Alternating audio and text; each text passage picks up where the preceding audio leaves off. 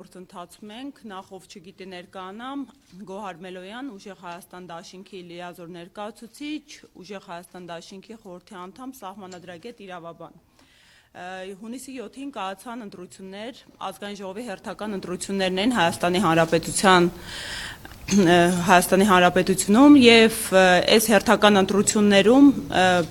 հիմնարար սկզբունքները,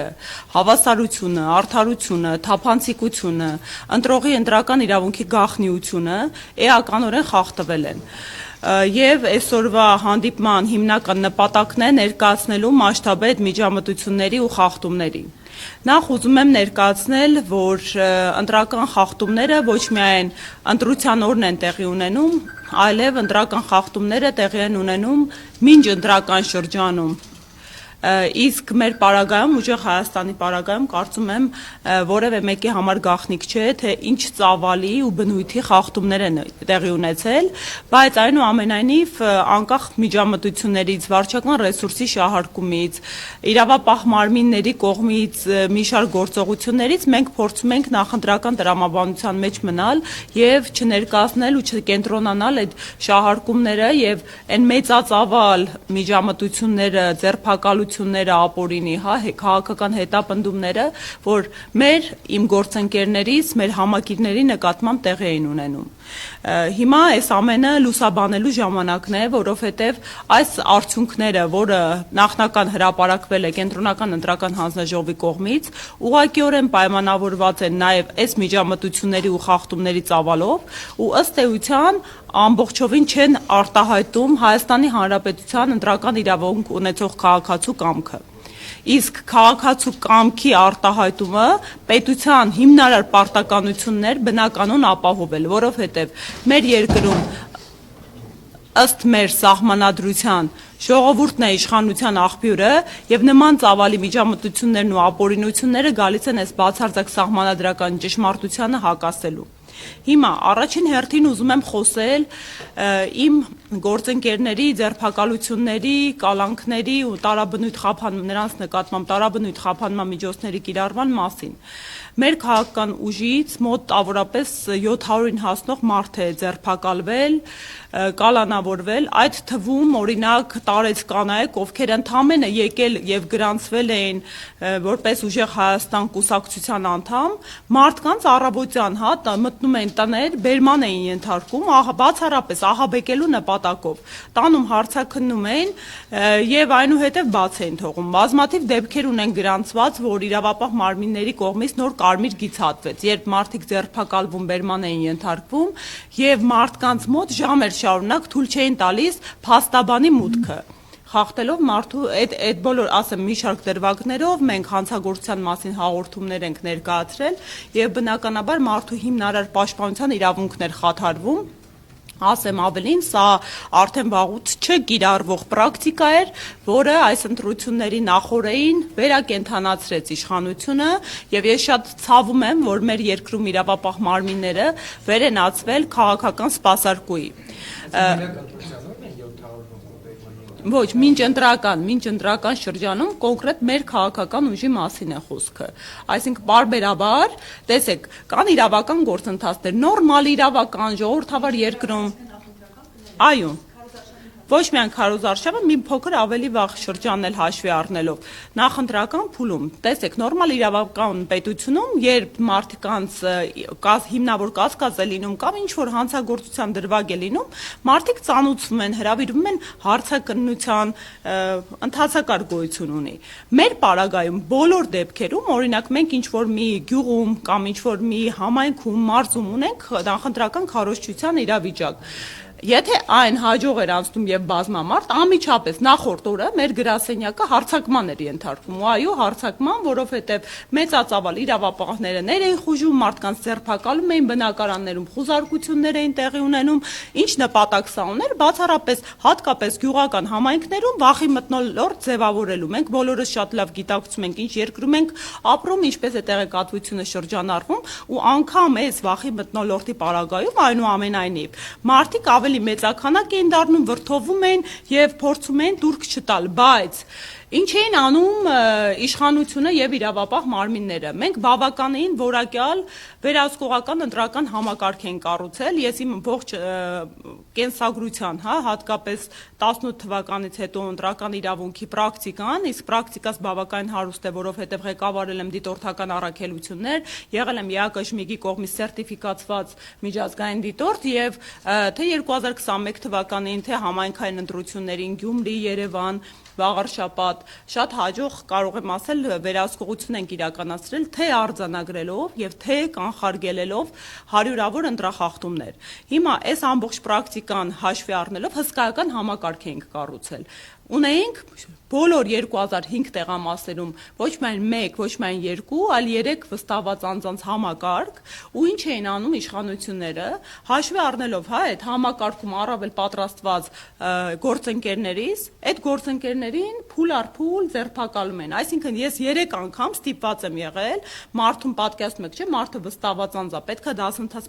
իրականացնես։ Այդ հատուկ ստեղծած համակարգում հմտությունները մարդուն սովորեցնես, մարդուն ուղղորդես ոնց է աշխատանքը կազմակերպվում եւ այս համակարգս, որը ըստ էության կարող եմ անհամեստորեն ասել, կարելի է դարձնել ԿԸՀ-ի այլընտրանք։ ԿԸՀ-ն ընտրական գործընթացում գոյություն ունի կենտրոնական ընտրական հանձնաժողով բուրգ է։ Իր ներքևը 38 ընտրատարածքային հանձնաժողովներն են, դրա ներքևն էլ արդեն 2005 տեղամասային ընտրական հանձնաժողովներն են։ Մենք նույնատիպի այլընտրանքային համակարգ ենք ստեղծել, որպեսզի կանխարգելենք հնարավոր միջամտությունները։ Այս համակարգս ողջ արդեն նախընտրական քարոզչության ընթացքում, երբ մեկնարկել էր մայիսի 8-ից, պարբերաբար կատվածահար եղավ։ Էլ չխոսենք այն մասին, որ տասնյակ հենց մեր թեկնածուներ ցուցակի կրկին,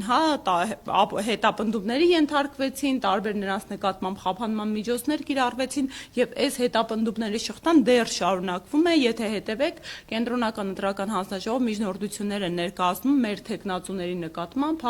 այդ միջանկյալ անձեռնմխելիությունից զրկելու եւ խափանման միջոցներ կիրառելու վերաբերյալ։ Այսինքն, ամփոփելով այս առաջի դրվագը, ես փուլ առ փուլ խախտումների ձեզ ներկայացնեմ, այնուհետև քննարկենք հարցերին սիրով պատասխանեմ։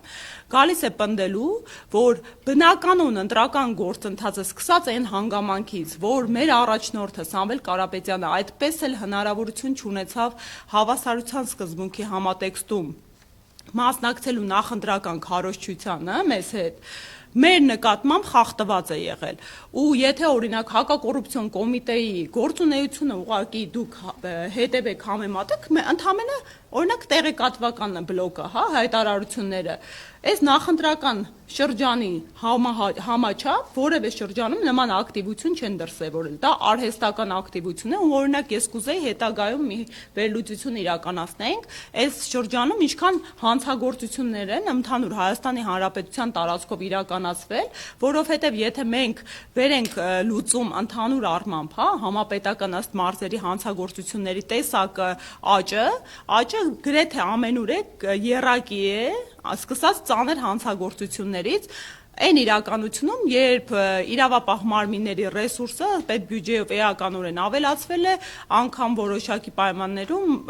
ֆինանսավորումը եռակի անգամ է ավելացվել։ Այսինքն ունենք իրավապահ մարմինների քանակի եւ ֆինանսավորման պետական մակարդակով աճ, դրան զուգահեռ ունենք նույնապես հանցագործությունների տեսակների ավելացում ու աճ։ Սա բնական ու նորմալ չէ եւ սա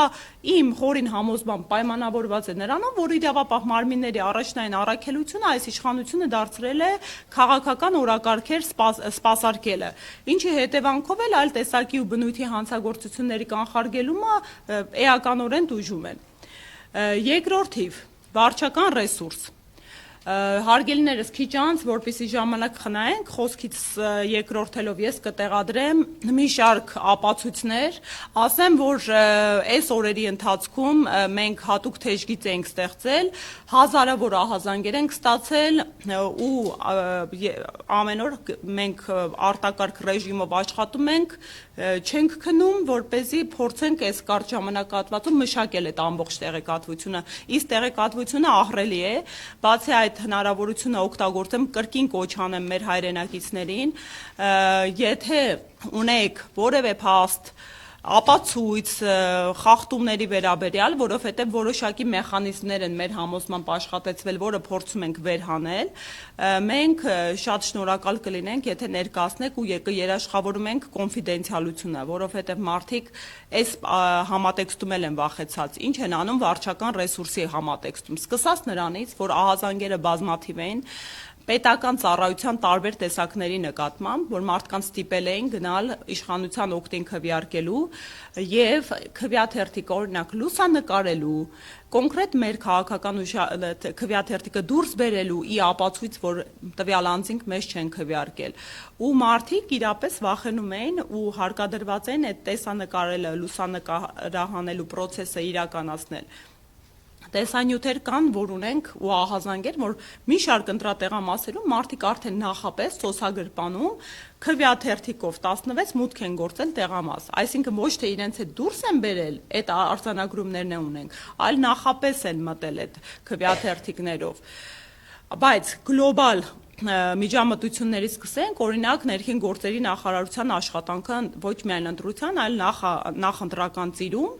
ես բավականին խնդրահարույց եմ որակում, որովհետև ընտրության օրը էլ կրկին բազմահազար քաղաքացիներ, բազմահազար չասեմ, գոնե առնվազն տասնյակ արձանագրումներ մենք ունենք, որ մարդիկ գնացել են, փորձել են տեղեկանքներ ստանալ, հատուկ ձևեր կան ընտրությանը մասնակցելու համար եւ ուղղակիորեն, այդ անձնագրային բաժանմունքները հրաժարվել են շատ կոպիտ խոսույթով, անգամ ես ինքս հնարավորություն եմ ունեցել միջամտելու, ուղղակիորեն հրաժարվել են մարդկանց ձևերը տրամադրել ըստ օրենքի պահանջի, բայց ինչա տեղի ունեցել, նախնական ցուցակների էական խառնաշփոթ է տեղի ունեցել, կային դուք գիտեք ապրիլի 28-ին հրապարակվել էին ցուցակները ընտրողների ու փակցվել էին տեղամասային կենտրոններում, նոր համակարգ աշխատացվեց այս ընտրական գործընթացի նախօրեին, դա մինչև մայիսի 26-ը հաշվառման դիմումների ներկայացման նոր գործընթացներ, այս հաշվառման դիմումներից հետո տեղամասային կենտրոնները, ինչ որ առանց ցուցակները, վերստին ցուցակները հրապարակում են, բայց քաղաքացիները գալիս են ընտրության եւ նախօրեին ստուգած լինելով, որ իրենք արկա են ցուցակում, իրենք ստորագրելու են այս տեղամասային կենտրոններում, հայտնաբերում են, որ իրենք այլևս ընդգրկված չեն ընտրողների ցուցակներում։ Ու էլի տասնյակ ահազանգեր այս դեպքերով մարդիկ գնում են անձնագրայինները հրաժարվում են մարդկանց հետ համագործակցել, այսինքն արհեստական եղանակով խոչընդոտում են մարդկանց իրավունքը եւ ընտրելու հնարավորությունը։ Ավելին, մի շարք դեպքերում առանց հիմնավոր պատճառի չենք հասկանում, այդ եւս հետքերով գնալու ենք բացահայտելու ենք, ընտրատեղամասերի վայրը, ընդհանրապես հասցեները փոփոխվել են։ Այսինքն մարդը սովորույթի ուժով դուք գիտեք, բնակիչները որպես կանոն գիտեն։ Ես գիտեմ, որ ես գնում եմ քվեարկելու այս տեղամասում, օրինակ իմ հետ եւս այդ միջադեպը տեղի է ունեցել։ Ես մշտապես քվեարկել եմ Մեսրոպ Մաշտոցի անվան համալսարանում, դա իմ ընտրատեղամասն է եղել։ Այն տեղափոխվել էր նախորդ ընտրություններից արդեն կոնկրետ ժողի տարածք, համալսարան։ Հիմա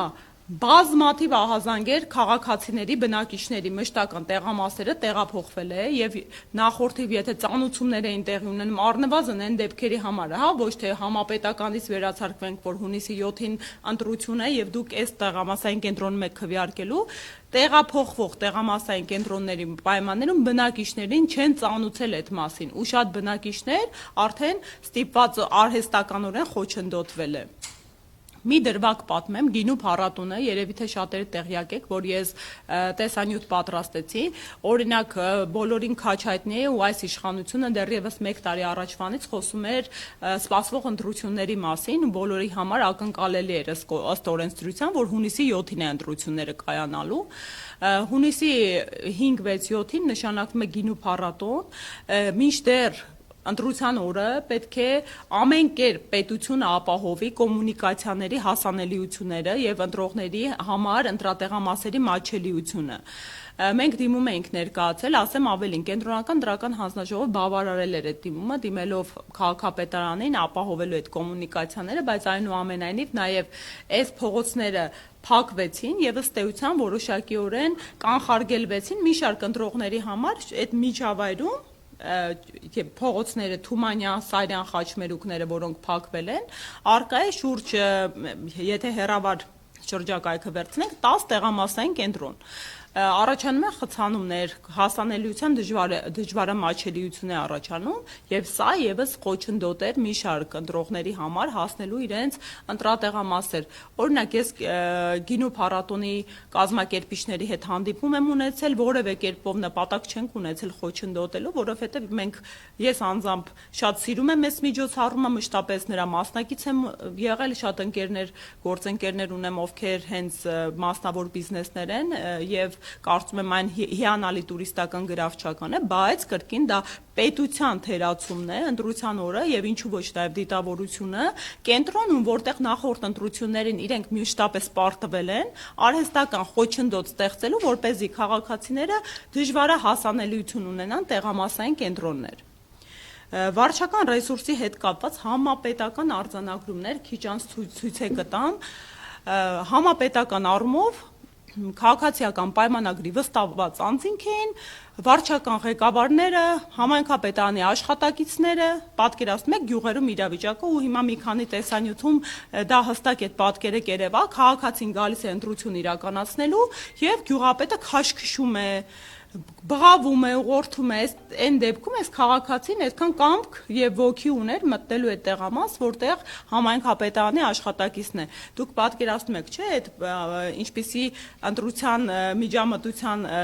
հետ գործ ունենք, այն պարագայում, երբ օրինակ գալիս են այդ համայնքապետարանի այլ աշխատակիցներ, ովքեր օրինակ ընդդիմադիր հայացքներ ունեն։ Շատերը ուղղակի խուսանավելու համար խնդիրներից չեն էլ գնացել ընտրության։ Սա եւս շատ լուրջ արհեստական միջամտություն էր եւ շատ դեպքեր կա մարդու ձեռքից են քաշում, դեպքեր կա ուղղորդում են, դեպքեր կա երրորդ քվեաթերթիկը հանել են, անընդհատ մենք ողջ օրը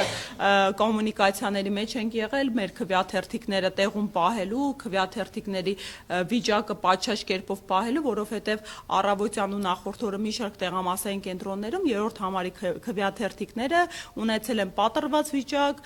ընդհանրապես տեղամաս եղել երրորդ համարի քվեաթերթիկ չեն տեղադրել սեղանին, չեն ստացել ու արձանագրություններ են կազմել առանց այդ անդրադարձ կատարելու։ Այսինքն կարելի է որակել դրանք տեխնիկական բնույթի խախտումներ, բայց այս խախտումները եւս էական ազդեցություն ունեն։ Ու տեղամասեր ա եղել որոշ ուժերի քվեաթերթիկներ ընդհանրապես սեղանին դրված չեն եղել։ Մենք այդ կոնկրետ տեղամաս կա, որի արդյունքները անվավեր ճանաչելու դիմում ենք ներկայացրել, որովհետեւ ըստ էության, երբ որ թեկուզ մեկ քաղաքական ուժի քվեաթերթիկը տեղադրված չի լինում քվեաթերթիկների սեղանում, ողջ օրը այդ քաղաքական ուժի մասնակցելիությունը նմանակերպ խոչընդոտվում է, դա էական բովանդակային խախտում է, այսինքն մարդկանց կամարտահայտությունը արհեստականորեն կրկին խոչընդոտվել է։ Վարչական ռեսուրսների մեկ այլ դրվագ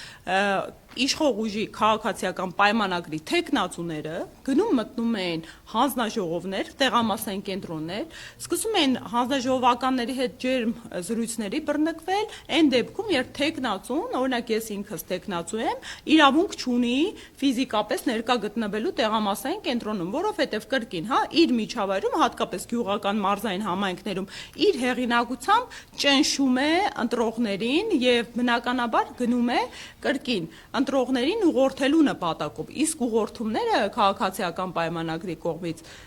անսահմանափակ են, վստահված անձինք համագործակցում են հանձնաժողովականների հետ, օրինակ հանձնաժողովի անդամներ բազմաթիվ դեպքերում ոչ միայն վստահված անձինք են, համայնքապետարանի աշխատակիցներ, վարչական շրջանների ղեկավարներ, այլև հանձնաժողովի անդամները։ Իսկ հանձնաժողովի անդամները ինչ էին անում, հանձնաժողով մենք ունեցել ենք անգամ Սյունիքում մի դրվագ, կարծում եմ ձեզ հանրամատչելի տեսանյութ էր, երբ ընտրատարածքային հանձնաժողովի նախագահն, դա միջանկյալ օղակն է, գնում է տեղամասային հանձնաժողով, որի նախագահն իր ամուսինն է հանդիսանում, բացում է աղբար կղը քվեաթերթիկների, դասավորում է մի քիչ պատշաճ տեսք ունեցող քվեաթերթիկները ու տոպրակով դուրս է բերվում։ Սա ծայրից ծայր էական խախտումների շարան է։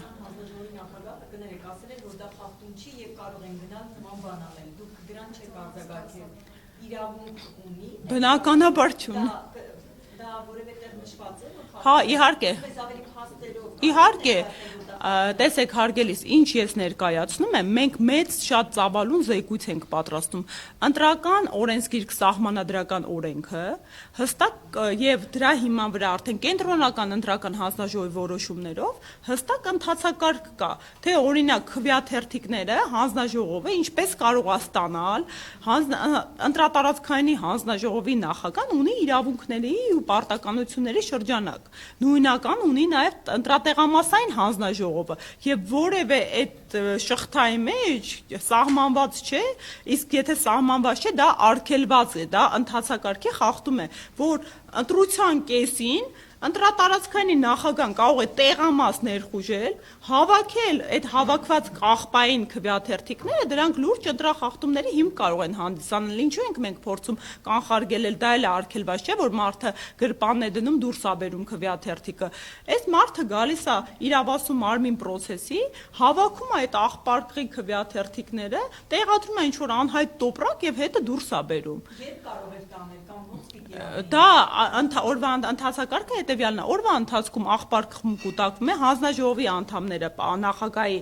իրազեկմամբ կամ հենց նախագահի կողմից պարբերաբար դատարկում են աղբարկղը, որովհետև դա եթե մասնակցելիությունը ակտիվ է, լցվում է, դատարկում են եւ հատուկ տոպրակ գոյություն ունի, ըստ էության դրանք մարման ենթարկա քվեաթերթիկներ են, հատուկ տոպրակում դրանք հավաքվում են ու չպետք է արգելված է ընտրության օրը քվեաթերթիկներ դուրս բերելը ընտրատեղամասից հասկանում եք, դա արգելված արարք է օրենսդրությամբ, կան մեր վարչական իրավախախտումների վերաբերյալ օրենսգիրքը եւ քրեական օրենսգիրքը ունեն հանցակազմի ու վարչական իրավախախտումների տեսակներ, բլոկերով տարանջատվում է, սա ըստ էության այդ դրանց շարքին է դասվում եւ խախտում է ընթացակարգի։ Հովակիմյանը ստում է, որ ասում է դա խախտում չի, կարող է տանել լցնել ձեր գլխին, ինքը ասում է, կարող են տանել լցնել գլխին։ Չեն կարող տանել։ Դուրս տանելով ուզում են Ես անկեղծ ասած չեմ լսել, ես պարոն Հովակիմյանի, ես պարոն Հովակիմյանի մեկնաբանությանը ծանոթ չեմ, բայց ես պնդում եմ, որ դա խախտում է եւ իրավական հիմքերով եմ պնդում, ուղղակի դա իմ կարծիքը չէ։ Եթե մենք ասենք, որ դա թույլատրելի է, հասկանում եք, իրավական գործընթացը կներեք բարիս համար բարդակ կդառնա, այսինքն կարող է թույլ տալ։ Հիմա պատկերացնում եք ինչ կգտնի, արգելված է ընտրատեղամասից ընտրության օրը ու ընտրության ընթացքում այն էլ չասեմ քվեարկության օրը քվեաթերթիկ դուրս բերելը։ Դա որևէ մեխանիզմով սահմանված չէ, ավելին արգելված է, որովհետեւ մի օր առաջ տեղամասային կենտրոնները սահմանված կարգով ստանում են քվեաթերթիկները, սահմանված կարգով դասավորվում են, դրանց պատշաճ կերպն է իրավիճակն է ստուգում, օրինակ մենք մի շարք տեղամասերում ունենք, որ երրորդ համարի քվեաթերթիկի վրա սկսած տպագրական սխալներից ընդհուպ մինչև դրանց ֆիզիկական վնասվածություն, ճմրթվածություն, պատրվածք, այդտենց խնդիրներ ենք ունեցել եւ նախորդ օրվանից ստուգումներ ենք իրականացրել։ Ես ուղղակի սրա հետ կապված մի բան ասեմ, քանի որ այս թեման, քանի որ սա արտակարգ է, տեսանք թե ինչպես է պատմախոսություն։ Իհարկե արտակարգ է։ Ես ուզում եմ հասկանալ, դուք օրինակ կենտրոնական պետական հանձնաժողովի ղեկավարը տնտել է իր ասուլիսում, որ այդտեղ խախտում չկա, դա նորմալ է, կարող են դուք ասում եք արգելված է։ Դա ինչ պատիժ է ենթադրում վարչական թե քրեական եւ արդյոք դուք դրան ընթացք տվել եք օրինակ։ Այսինքն հաղորդում եք դարձել։ Այո, եթե կարող եմ մի շարք ընտրատեղամասեր նման բան Բարի։ Ես արձագանքեմ, որպեսզի երկխոսության չվերածվի, ավարտենք ու սկսենք հարցերին անդրադառնալ։ Տեսեք, բնականաբար այդ օր, քանի որ արտակարգ ռեժիմ էր ու ծավալը խախտումների ահռելի էր, ես այդ օրը կենտրոնական ընտրական հանձնաժողովի բոլոր անդամների հետ օպերատիվ աշխատել եմ ու ի պատիվ իրենց այս մի դրվագ ասեմ, բազմաթիվ նման դրվագներ են եղել, անմիջապես լուծում են տվել, սկսած առավոտը 7-ից, երբ մի շարք տեղամասերում հենց կոնկրետ իմանալով, որ ուժեղ Հայաստանի վստահված անձա, հանձնաժողովի նախագահները թույլ չեն տվել, որ մեր ներկայացուցիչները մտնեն տեղամասային կենտրոններ։ Ես այդ դրվագը կոնկրետ ուղարկել եմ պարոն Սմբատյանին, ու իրենք արդեն իրազեկ են եղել եւ ընթացքի մեջ է եղել, հա, իրենք զանգել են, կանխարգելել են, նույնիսկ տեսանյութի մեջ երևում է, հա, որ խոսում են ու ասում են, որ դա անթույլատրելի է, այդ կինն է փորձում է մեկնաբանել, արդարանալ ու կրկին պնդում եմ, սա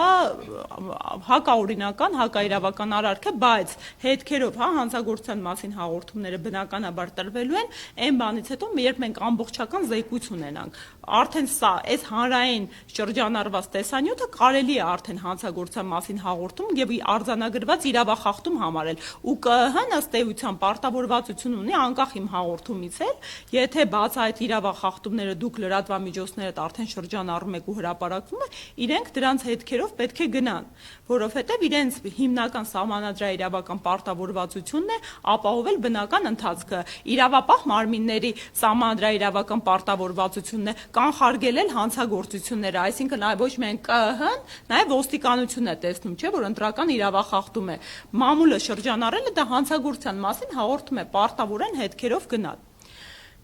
Բայց մեկ այլ շատ գլոբալ խախտում ասեմ, որը մեր որակմամբ կարելի է համարել նաև ընտրախախտում, դուք վերևը թվեր եք տեսնում։ Հարգելիներս, մենք բաց աղբյուրներից, պետական մարմինների վեր ենք անել հարյուրավոր հասցեներ, մոտավորապես մինչև 10 հաշվառվածը չասեմ, բայց ունենք 846 հասցե, որոնց վրա արդեն 20 պլյուս մարդ է հաշվառված, մեկ հասցեին, ընդհուպ մինչև մեկ հասցեի վրա 303 մարդ հաշվառված, 185 մարդ, 174 և ըստ էությամբ ահռելի թվաքանակա քաղաքացիների դառնում։ Մենք դիմել էինք ներքին գործերի նախարարություն և միգրացիայի ու քաղաքացիության ծառայությունը ըստ էության պատասխանել էր ոչինչի մասին, հա, հղում կատարելով իրավական ակտերին, որ անձնական տվյալները մշակելի չի եւ այլն, եւ ոչ մի պատշաճ բացատրություն, թե ինչու են այսքան հասցեներ ու ինչու այսքան մարդ կա այդ հասցեներում հաշվառված եւ արդյոք դա լրջագույն մտահոգության տեղիք չէ հետաքննությունների եւ այլն, չի ներկայացրել։ Հիմա տեսեք, դրան զուգահեռ ես ներկայացնում եմ պաշտոնական տեղեկանքների թվերը, որոնք կենտրոնական ընտրական հանձնաժողովի կայքէջում հրապարակված են։ Տեսեք, փետրվարի 11-ին ներքին գործերի նախարարության պաշտոնական տեղեկանքով մեր ընտրական գործընթացին 2 միլիոն 489 031 ընտրող էր մասնակցում։ Այնուհետև դրան հաջորդել է մայիսի 23-ի տեղեկանքը, համաձայն որի 2 միլիոն 473 445 ընտրող է գրանցված, այնուհետև մայիսի 31-ի տեղեկանքը, համաձայն որի 2 միլիոն 485 224 ընտրող, այնուհետև վերջին արձանագրությունը, որը ընտրության հաջորդ օրը ԿԸՀ-ն է հրապարակել, ընտրական գործընթացին մասնակցել է 2 միլիոն 507 216 ընտրող։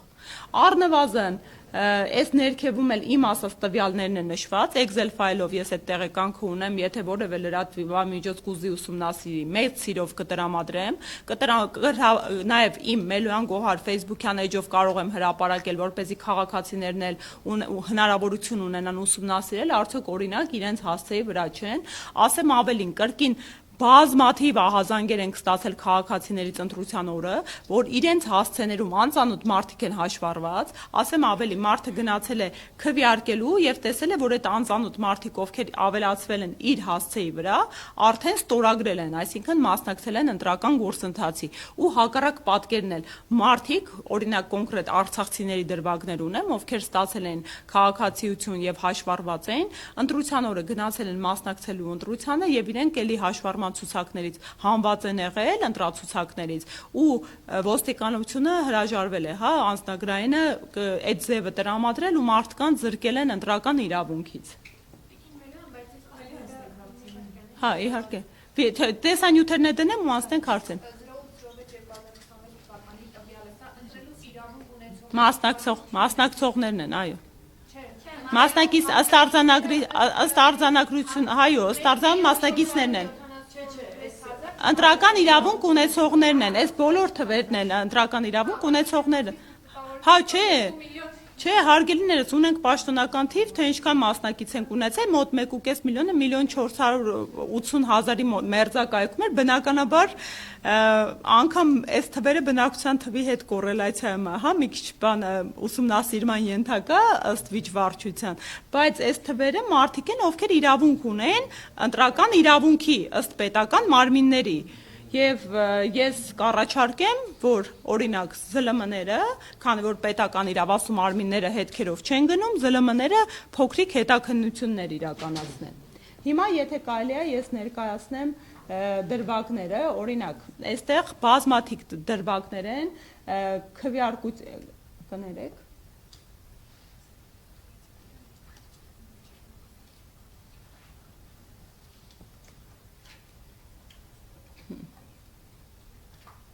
Այստեղ առաջ տամ մի քիչ, հանձնաժողովի անդամը գնում է արդեն կապարակնքված պարկը բացում է, ինչ որ բան է դնում, հետո էլի գալիս մոտենում է այս պարկին։ Սա էական կոպիտ ընտրախախտում է, որովհետև հետո այս պարկը քվեաթերթիկներով տեղափոխվել է ընտրատարածքային հանձնաժողով, եւ մենք չգիտենք այստեղից ինչ է դուրս բերվել, ինչ է մուտք արվել։ Սա հենց այն հայտնի դրվագն է, որ հանձնաժողովը ստացել էր եւ երրորդ համարի քվեաթերթիկը խնդրեմ, բացակայում է ու արձանագրություն են կազմել ստորագրել։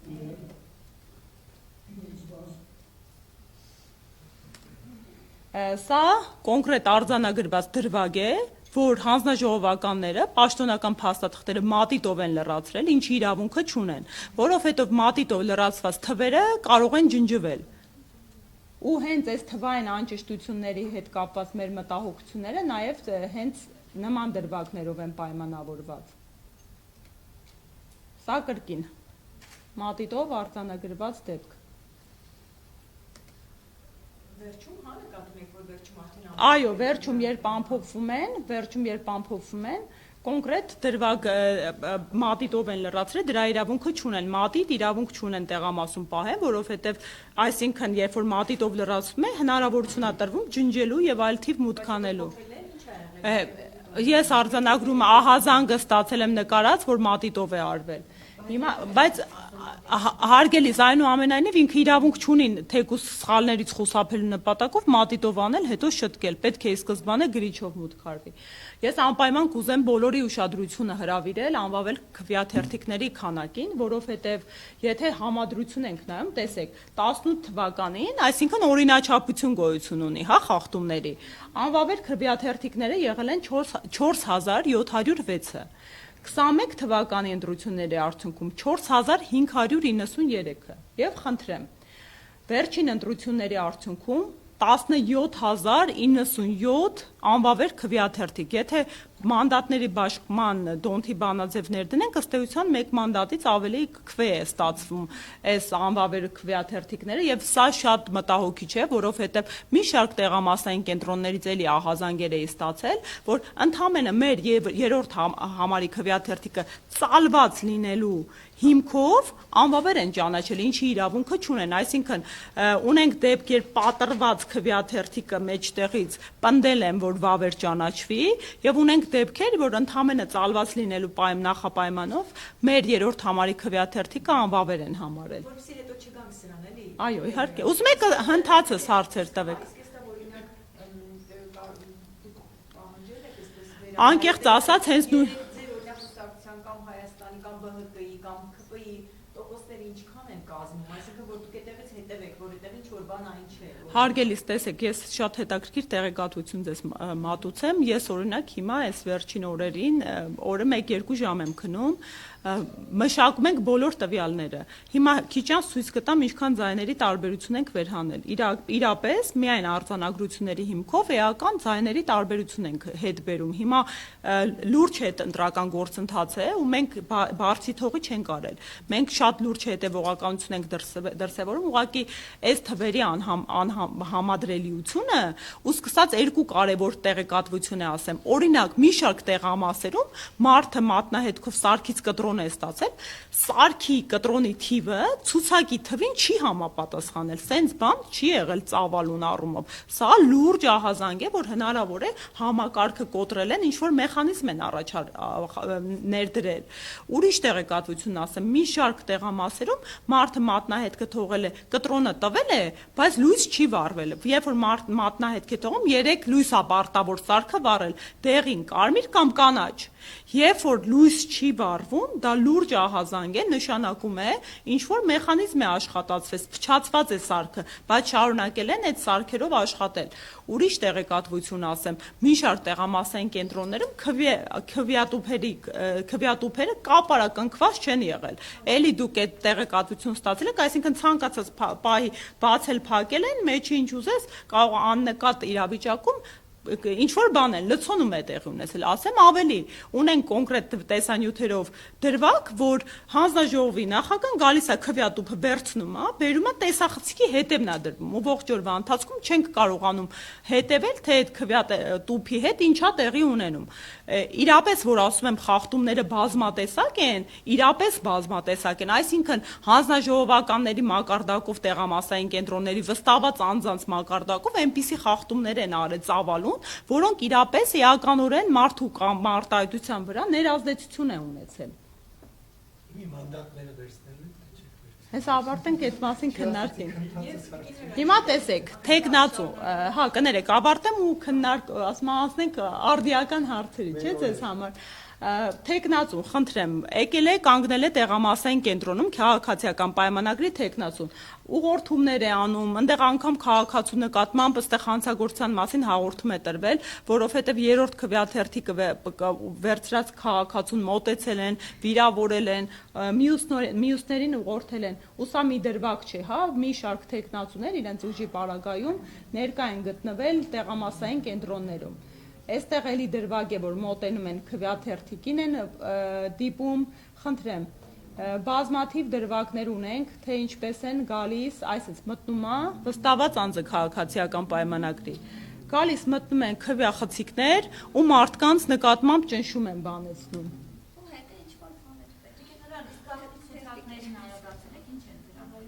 Հեսա այդ հարցերին որ տակ ես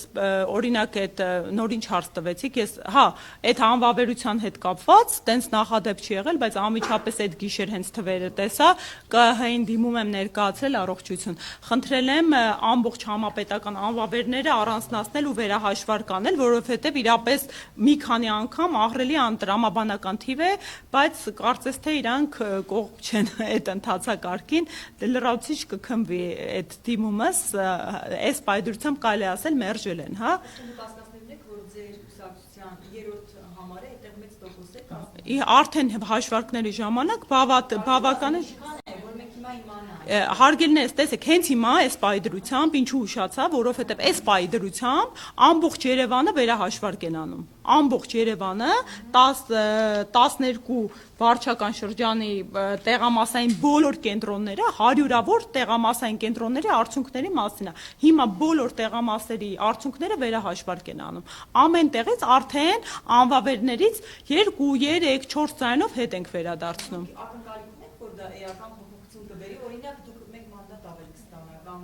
տեսեք, այստեղ 3 հիմա օրինակ նույն ԿՊ-ի ձայները հիմա ցույց կտամ մահուսակով մոտ 900 տեղամասի արդյունքներ նախնականի հիման վրա արձանագրություններով համադրել ենք արդեն ԿՊ-ն ի հեճուկս են որ ասում է մեր ձայները ավելացվել են էլի իրանց ոչին հարիր քաղաքական մանիպուլյացիաների են դիմում բավականին ձայն են կորցրել ու ցույց կտամ հիմա ինչքան է գրված եղել իրականում ինչքան է եղել այդ իրենց պրակտիկայում, քանի որ 2005 տեղամասային կենտրոնը այդ թիվը գեներացում է այդ 2005-ից։ Իրանք ըստ էության պետք է այդ 2005-ի տեղամասերը բացեն, որպեսզի անվավերները վերահաշվարկ անեն, ու նման պրակտիկա չի եղել Հայաստանի Հանրապետությունում, որ անվավերների հաշվարկ իրականացվի, բայց նաև Հայաստանի Հանրապետությունում նման պրակտիկա չի եղել, որ անվավերները այդքան էական թիվ կազմեն։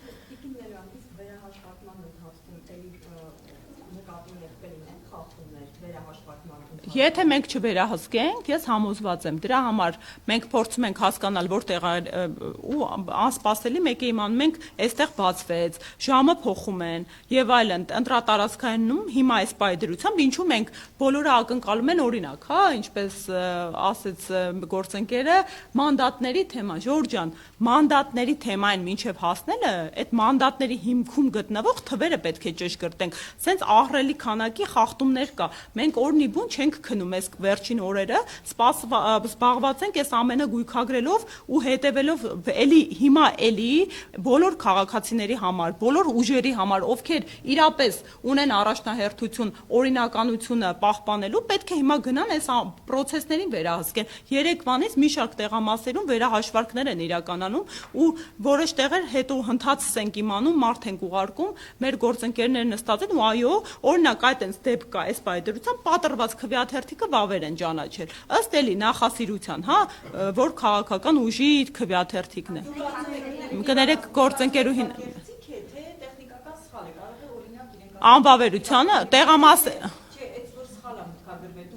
Չէ, ես օրինակ ես ունեմ կենտրոնական ընտրական հանձնաժողովի պարագայում ես ունեմ օրինակ կոնկրետ տող, որ ուղակի սխալ մուտք երևում է ակնհայտորեն տեխնիկապես սխալ տող են արել, ընդհանրապես տենց պնդում չեմ անում, բայց տեղամասային կենտրոնում թիվը սխալ գրելը ամենայն հավանականությամբ դիտավորություն է եղել, այսինքն մարդկային ֆակտորն է հաշվի առնենք ու թվերի տեսակից երևում է որոշ դեպքերում ակնհայտ դիտավորություն է, որոշ դեպքերում հնարավոր է նաև տեխնիկական սխալներ, որովհետև այնուամենայնիվ համակարգ չի գործում, մարդիկ են մուտք անում այդ տվյալները, խնդրեմ մի հատ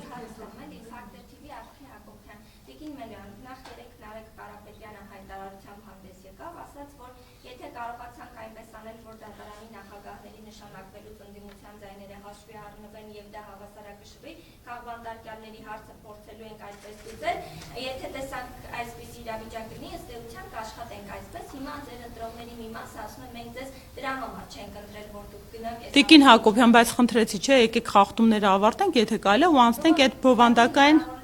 Հա, եթե կարելի է, հա, խնդրում եմ, չէ, ես շատ եմ ուզում սա հրապարակել,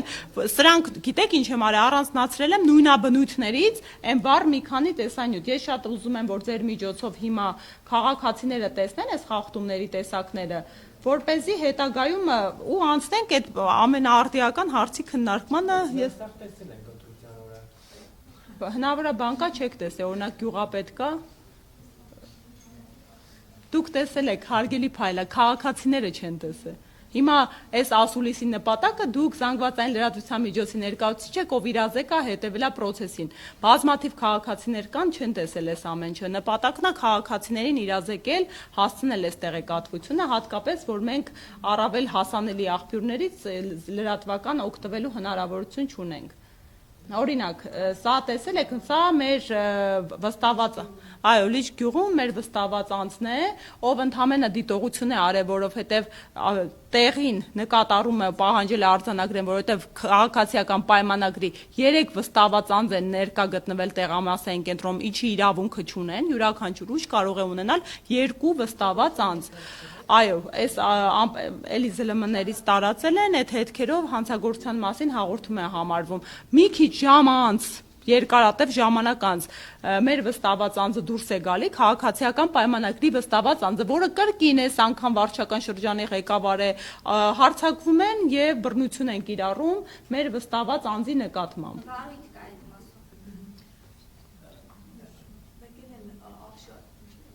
Մասիսում նաև Այնտեղ է տես դրված։ Այս զինվորների հայտնի դեպքերը, երբ որ եկան, իդեպ 2 տեղամասային կենտրոնում ակնհայտ անվավերության արդյունքների հիմք կա, որովհետև այստեղ այո, եթե մարդը ժամը 8-ին 1 պակասել մտնում է տեղամասային կենտրոն, ինքը իրավունք ունի ու հանձնաժողովն է պարտավոր է ապահովել քվեարկությունը, բայց այստեղ ակնհայտ նախ խախտումը նրանում է, որ ուղղորդում է զինվորներին արհեստական կերպով չանհասկանալի բերում են հենց վերջի րոպեին, երկրորդը թե այս թե հայտնի մեղրու տեղամասային կենտրոններում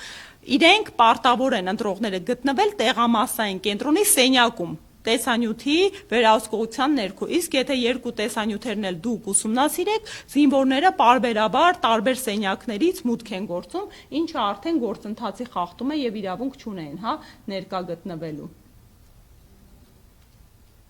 Կներեք, սա այն հայտնի դեպքն է, որ քվեաթերթիկը դուրս է բերվել, հեսա ակնհայտ, ցույց ենք տալիս, որ քվեաթերթիկը դուրս է քաղաքացին բերել եւ աղբար կղում է հայտնաբերվել։ Սա մեր դեպք է, որ քաղաքացիներին, սա շատ տարածված դեպք,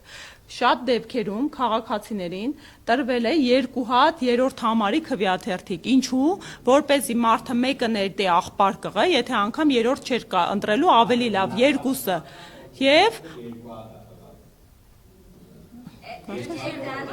հա կներեք, ինձ թվաց այն կողմից է, որովհետեւ ասել են ձայն միացված չի լինելու, ինձ թվաց այնտեղից է մի բան միացված։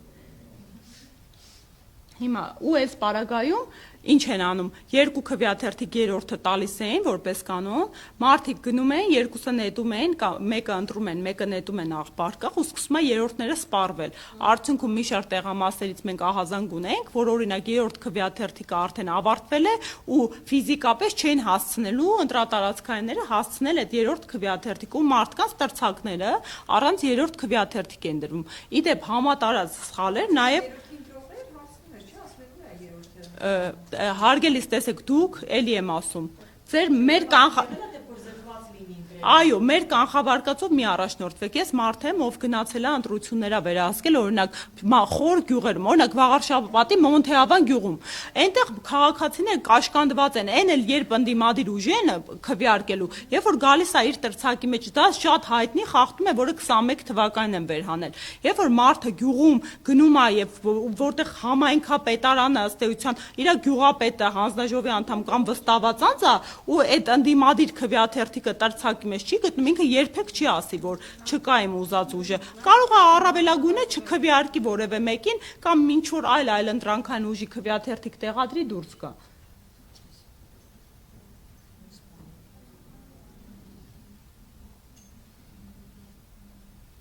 կրկին դեպքեր որ քաղաքացին ակնհայտ քվեաթերթիկների հետ պրոցես է անում եւ քվեաթերթիկները վերցրած դուրս է գնում անգամ տեղադրում է պայուսակը Այստեղ մեր քվեաթերթիկի անվավեր տպագրված պատկերն է Այստեղ տեսախցիկները իդեպ մի շարք տեղամասային կենտրոններում տեսախցիկները կապարակնքել ենք ու նորից փոկել են որոշ տեղամասային կենտրոններում հրաժարվել են անգամ կապարակնքեն հիմա քաղաքացիակ այս սևացկեստ տղամարդը քաղաքացիական պայմանագրի վստահված անձն է խնդրեմ անընդհատ տեսեք Գալիս է քաղաքացիները քվեարկում են, վերևից պարբերաբար ընտրողներին վերահսկում է եւ ուղղորդում է։ Օրինակ, սա նորմալ է։ Տեղում վստահված անձիկ չեն փորձել միջամտել հանձնաժողովի։ Շատ դեպքեր, տեսեք, սա դեռ էս պատկերը բազմաթիվ միջամտությունների, կանխարգելումների արդյունք է, բայց զուգահեռաբար է բազմաթիվ դեպքեր, օրինակ տեսակ հանձնաժողովականին վստահված անձին մեր քաղաքական ուժի ով ակտիվ ու իրավագիտակցից է մի հատ նկատառում արել որ խախտում կանխարգելի դրսում ծեծել են հաջորդիվ դուք պատկերացնում եք ինչ միջավայր է մարզերում եղել խնդրեմ Էլի եկել են սա դուք գիտեք վարչական իրավախախտումների օրենսգրքում արգելված է շարունակական ներկայությունը որովհետև դրանք ճնշումներ ուղղորդումներ են 50 մետր շառավղով ներկա գտնելու իրավունք չունեն ոչ միայն մեքենաներով մարդիկ են այլև ունենք կոնկրետ Վայոց ձորի դրվագը երբ որ հենց հանձնաժողովի անդամներ կրկին տեխնացուն իր ընկերներով միջավայրով ներկա էր գտնվում այստեղ էլի գյուղապետն է եւ սա այդ հայտնի դրվագն է տեսեք խնդրեմ Հանձնաժողովի նախագահան քվեատուփը վերցնում է ահա ու տարավ դրեց տեսախցիկի հետևը թե ինչ է լինում հետո շատ հուզիչ է ոչ ոք չգիտի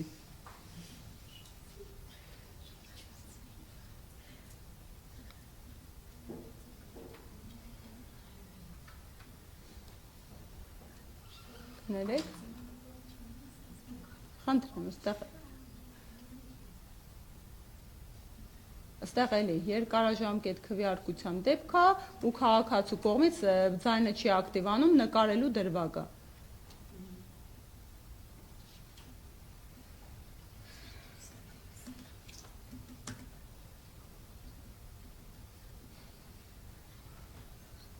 Համարը ավարտում ենք, հարգելիներս։ Խնդրեմ, կապարակնքված չի։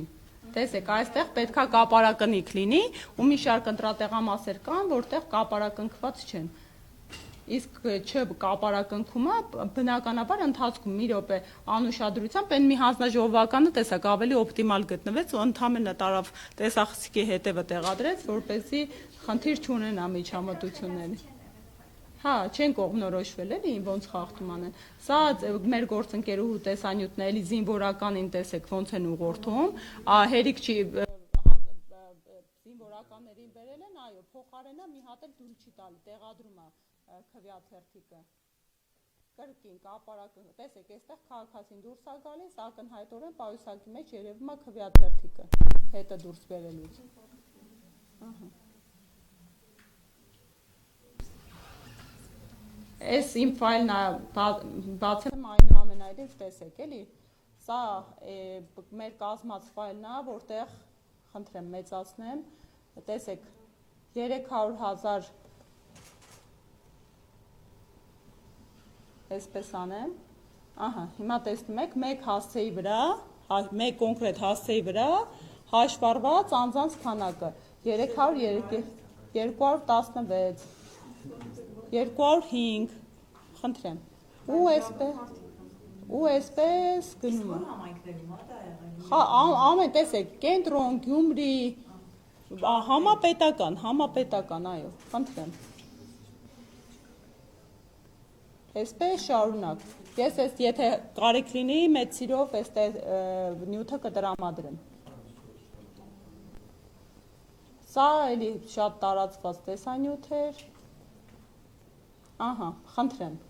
ես ձեզ տեղեկացրի թվեր ներկայացնենք, հա, անդադ իշխող ուժի ներկայացուցիչները վերջին օրերին շրջանառում են իրենց ձայների մասին, հիմա ընդամենը մոտ 900 տեղամաս ենք մշակել, ուժեղ Հայաստան դաշինքի պարագայում, այսա մեր կորած ձայներն են, որոնք հետ ենք բերել։ Տողերում անհամապատասխանություն, արձանագրությունների հետ կապված անճշտություններ, թվերի սխալ մուտքեր, հիմա այս պահի դրությամբ այսքան ձայնը հետ է վերադարձվել, բայց օրինակ սա քաղաքացիական պայմանագրի ձայներն է, որ ավել էր գրվել, սա էլ ենք վերհանել, այդ որ ասում են մեր հաշվարկի արդյունքում 3 ձայն ավելացված 4 ձայն, այսքան ձայն պետք է պակասի հիմա իրենց մոտից վերահաշվարկների արդյունքում այսքան ձայն ավել է գրված եղել, հիմա փորձեմ, տեսեք, օրինակ պայմանական 717 ձայնա 0 պետքա լիներ, պայմանական 384 ձայնա 19 ավելա, 521 ձայնա 417 ավելա եղել։ Այստեղ դիտավորություն կա, ձեր կարծիքով։ Այո, որովհետև սա տեղամասերից եկած տվյալների հիմքով է շատ հաճախ լրացված արդյունք։ Սա միայն քաղաքացիական պայմանագիրն է։ Իրենց ավել գրված քվեների։ Չէ, համապետական։ Ուղղակի մենք մոտ 900 տեղամասային կենտրոն ենք դեռ մշակել, էլի մշակման փուլում է։ 2005-ից 900-ի արդյունքներով այս թվերը, որոնք հրապարակում եմ։ Տեսեք, այս տարվա ընտրությունների լրացուցիչ շատ մեծ մտահոգության տեղիք էր տալիս ծրարների որակը։ Հիմա տեսեք, մարդը քվեարկել է, ու ծրարից ակնհայտ երևում է, թե ում օգտին է քվեարկել, սա եւս գաղտնիության իրավունքի խախտում է ու շատ հաճախ կրկին մարդիկ թիրախավորվել են երրորդ համարի քվեաթերթիկի համար, այդ ում էս քվեարկել, առավել եւս երբ վստահված անձը կամ հանձնաժողովականը համայնքապետարանի աշխատակիցներ են եղել։ Խնդրեմ։ Զույգերով են քվեարկում։ Ուզում եմ տեղեկացնել մեր հայրենակիցներին, որ քվեախցիկում մեկ հոգուց ավել մարդ իրավունք չունի գտնվել, եթե մարդը ակնհայտ խնդիր չունի, օրինակ ձեռքը չի կոտրվել կամ կուրություն ու արձանագրություն չի կազմել։ Բազմաթիվ ընտրատեղամասերում այս զուտ թղթի ընտրված մնաց այս կարգավորումը։ Այստեղ մի շարք տեղեր կահավորման լուրջ խնդիրներ ունենք, որը եւս խախտում է։ Հա, բայց նույն ԿՊԱ-ականով բազմաթիվ դրվագներ ունենք, տեսանկարահանած միջամտություններ։ Համարը գրել է չի ֆիքսվել, կներեք։ ու էլի կրկնակրվարկությունների սենց դրվագներ բազմաթիվ են հարյուրավոր, որ մարդիկ գալիս են գյուղերում երկուսով մտնում են կամ այտենց քաղաքացին գալիս է ընտրելու, վստահված անձանցից կամ հանձնաժողովականներից մեկը մտնում է եւ ուղղորդում է։ Երևի թե այսքանը ու նաև էլի տեխնացուներ, օրինակ Գյումրիում էլ Սարիկ Մինասյանի տեսանյութը կհրապարակեմ լրացուցիչ, էլի մտել էր իր 32 տեղամաս հանձնաժողովի մեջ ընտրության գործընթացում եւ ակնհայտ ուղղորդում էր մարդկանց։ Հա, մեկ էլ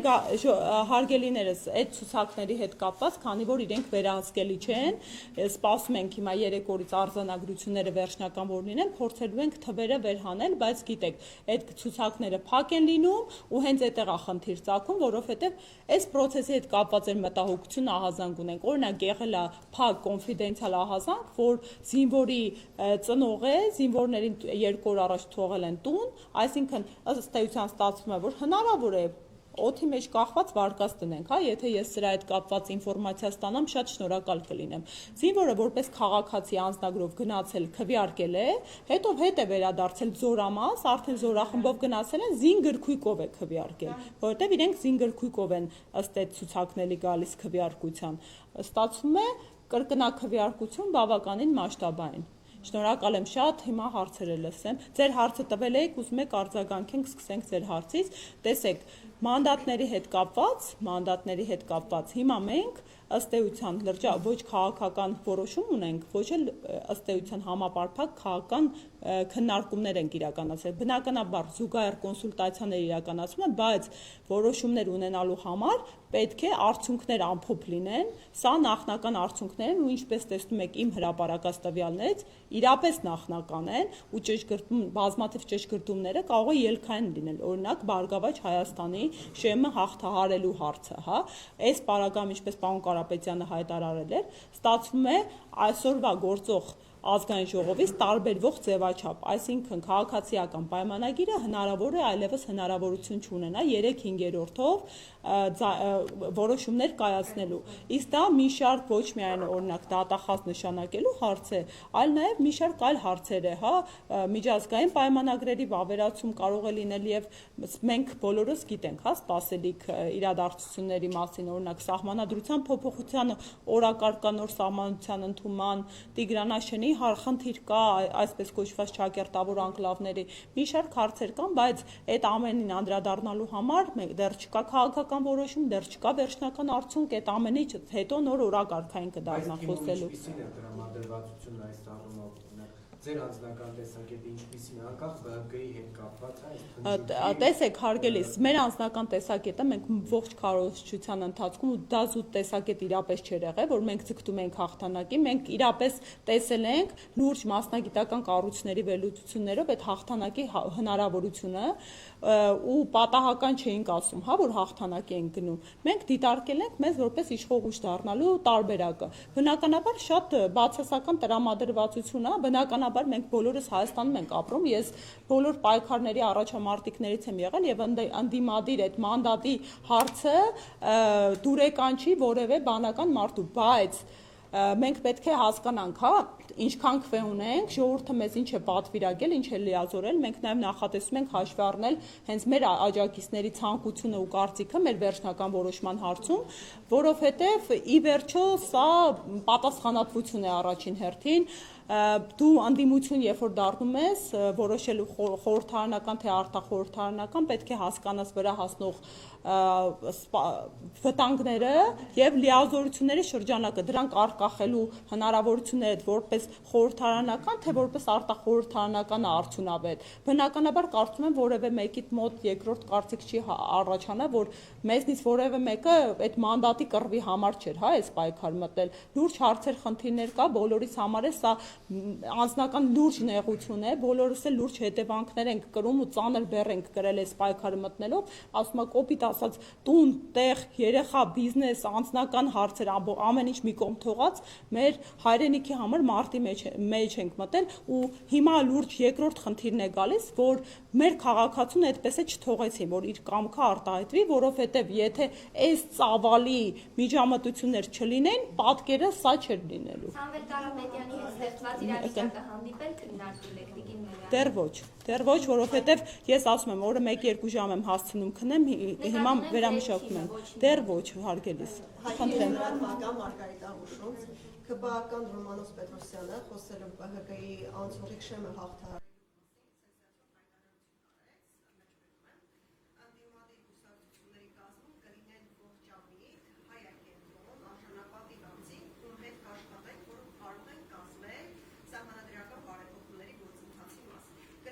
անհատներ, որոնք հանրային շահերացած կդասեն պետական շահերից։ Ես այդպիսի անձանց անդամ ճանաչում եմ։ Այսինքն բացահայտ ասած, որ ընդդիմության մեջ կան մարդիկ, ովքեր կրին են ԿՊ-ի կողմը։ Ինչպես արձագանքում նրա այս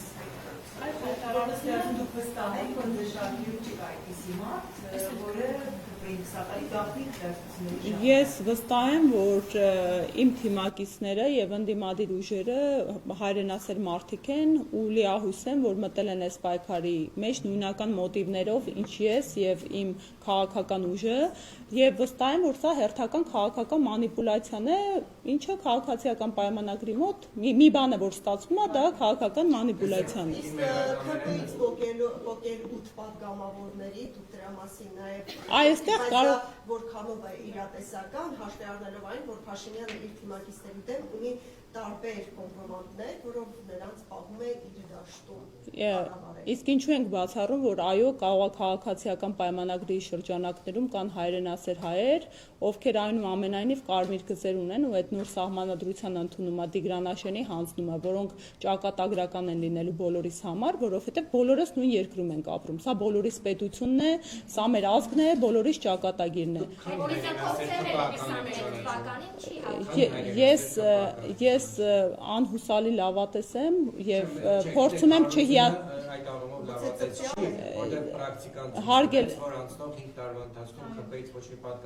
Չէ, ինչու ոչ մի, շատ պատգամավորներ են եղել,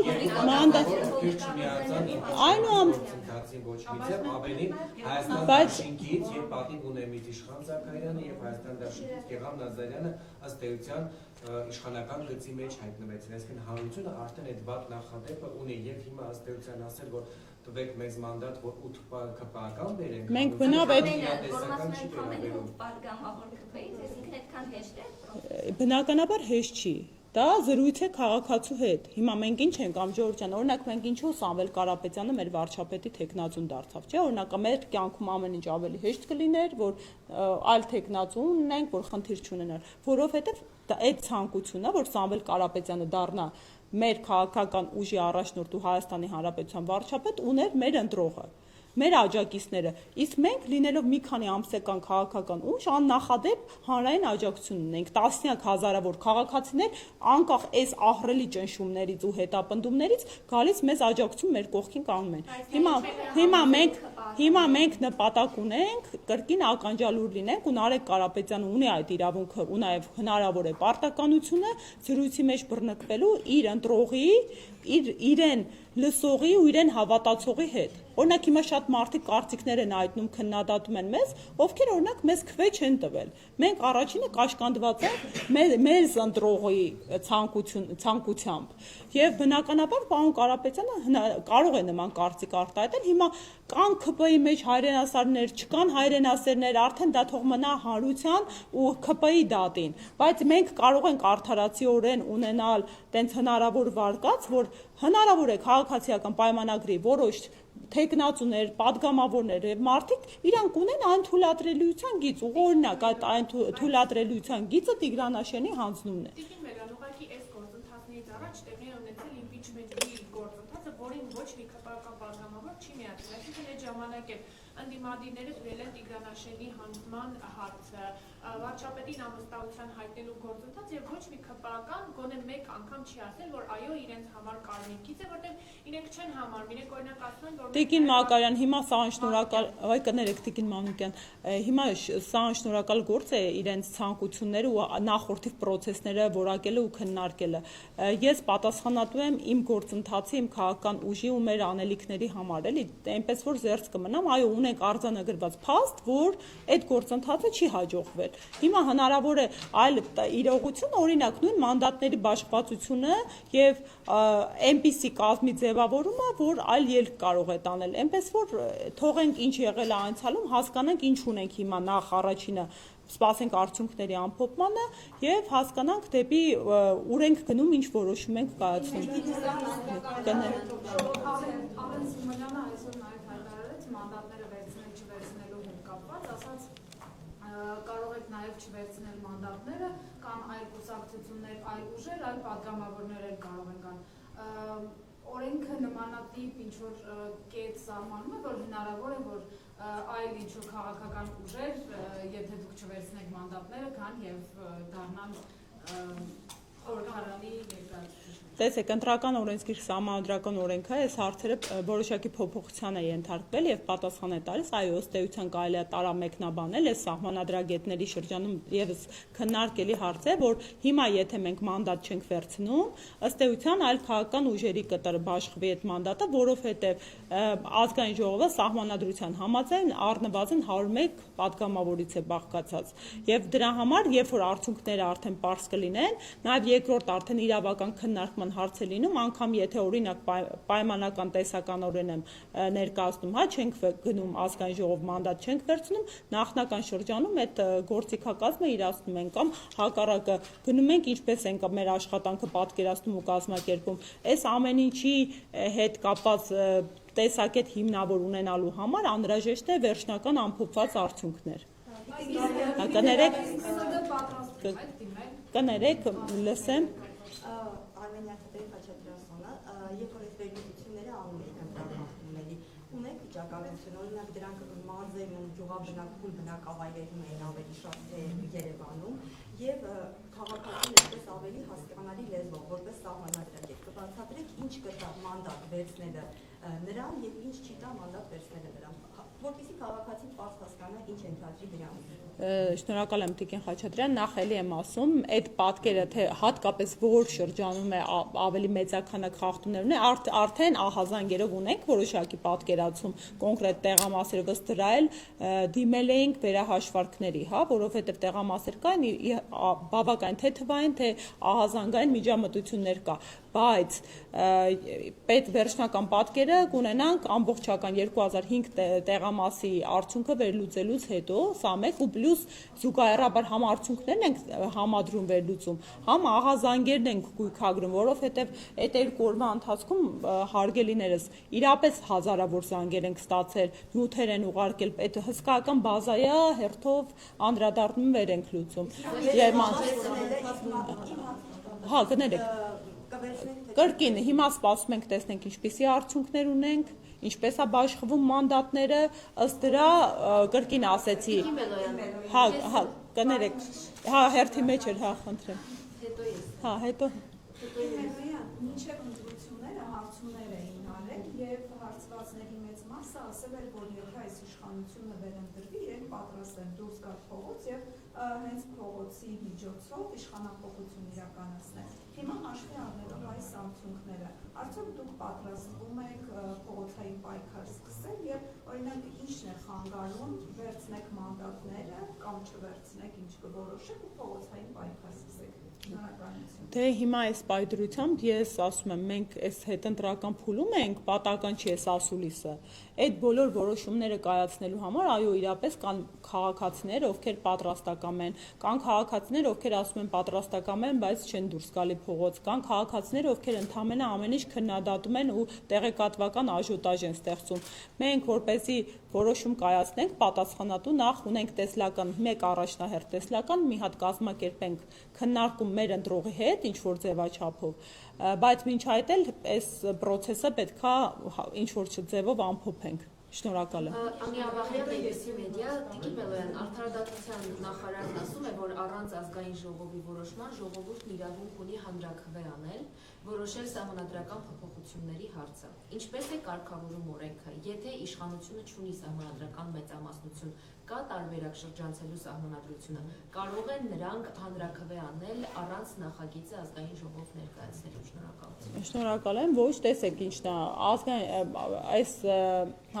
պաշտոնատար անձը այս պարագայում արդեն երկրորդ անգամ իրավական ակտ է շրջանառում, չգիտեմ դուք տեղյակ եք թե չէ, մեր երկրում սահմանադրական բարեփոխումները իրականացում են իրավական ակտով, կա վարչապետի որոշում։ Օրինակ, այդ նույն վարչապետի որոշմամբ ժամկետ կար, որ պետք է հրապարակել սահմանադրական բարեփոխումների հայեցակարգ։ Այդ հայեցակարգը ըստ էության, եթե չեմ սխալվում, արդեն ժամկետը վարվել է ու նաև նախարարը հայտարարեց, որ իրենք չեն պատրաստվում հայեցակարգ ներկայացնելուց ու հանուն արդարության, այո, իրանք 8 տարի է շարունակաբար ունեին օրակարգում սահմանադրական փոփոխություններ, որը Ալիևի անմիջապես հայտարարությունից հետո պահանջից, որ Հայաստանը պետք է սահմանադրական փոփոխություն կատարի, մի քանի օր անց Նիկոլ Փաշինյանը վերածեց նոր սահմանադրության ընդունման, որովհետև իրանց խնդիրը մեր անկախության հռչակագրի հետ է, որը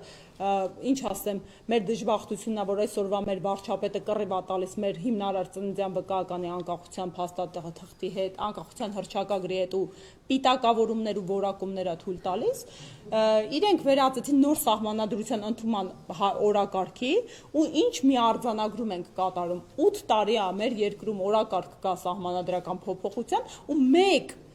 մեկ հոտված թղթին տրված նախագծային դեռ չի ներկայացվել։ Այս սա ամենամեծ ահազանգն է։ Սա Վենետիկի հանձնաժողովում կարմիր թելով անցնում է հանրային հաշվետվողականություն, մասնակցելիություն, թափանցիկություն, որը այդ թվում այդ նույն վարչապետի որոշման մեջ է սահմանված, որպես հիմնարար սկզբունքներ։ Այս ամենը կոպտորեն խախտված է, որովհետև այս սահմանադրության փոփոխության ու նոր սահմանության ընդունման օրակարգը միայն մի սպասարկելիք ունի, դա Ալիևյան պահանջի սպասարկումն է, ինչը եւս Վենետիկյան հանձնաժողովի կարմիր թելով որոշումների